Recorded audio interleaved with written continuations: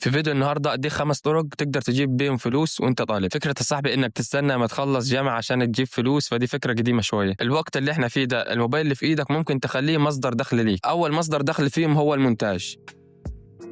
المونتاج دلوقتي من اقوى المهارات اللي ممكن تتعلمها وانت طالب. تقدر تتعلم على برامج مجانيه، مش لازم تشترك ببرامج بفلوس، ومش لازم عشان تتعلم تشتري كورسات غاليه. في قنوات كتير على اليوتيوب تقدر تتعلم منهم المونتاج، وساعات بيبقوا احسن من الكورسات. بس اللي انا اعرفه الشغل ده مطلوب جدا في السوق. تاني مصدر دخل فيهم هو التعليق الصوتي.